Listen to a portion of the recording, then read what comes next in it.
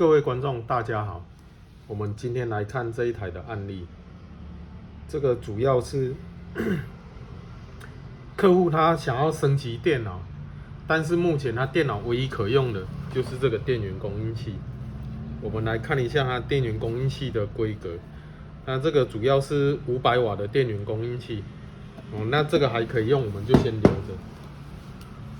我们帮客户规划了一个这个美光 MX500，然后它是1000GB 的固态硬碟，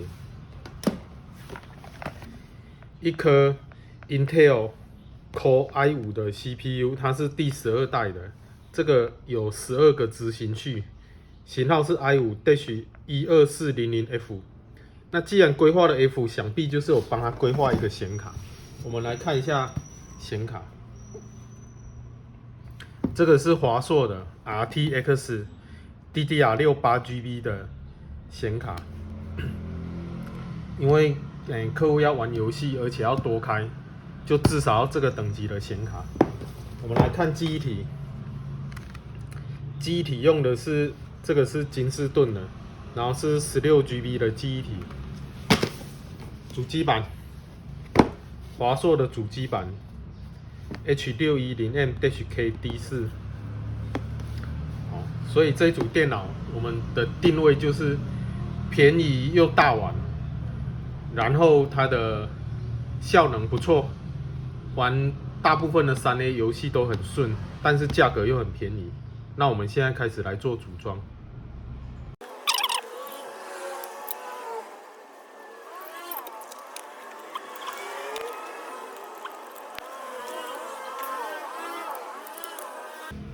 到这边，然后我们先上裸测平台测试一下，看在基本架构下是不是能正常开机。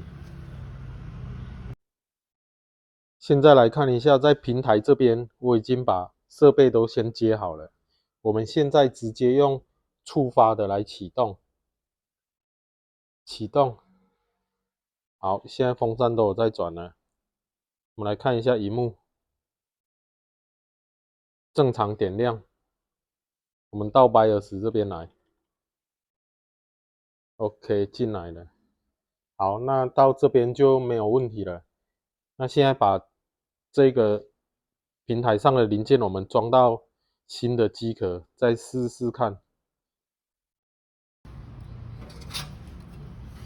我们开始来组装电脑。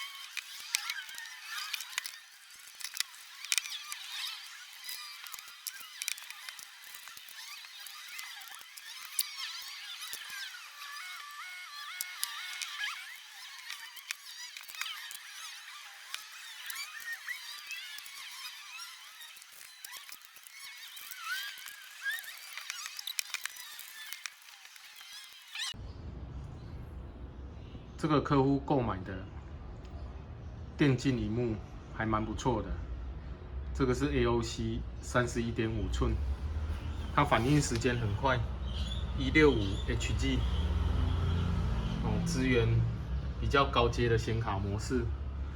再来，萤幕造型很漂亮，而且是曲面的。这里有它详细的规格，31.5寸，这些反应时间是1毫秒，有支援游戏模式。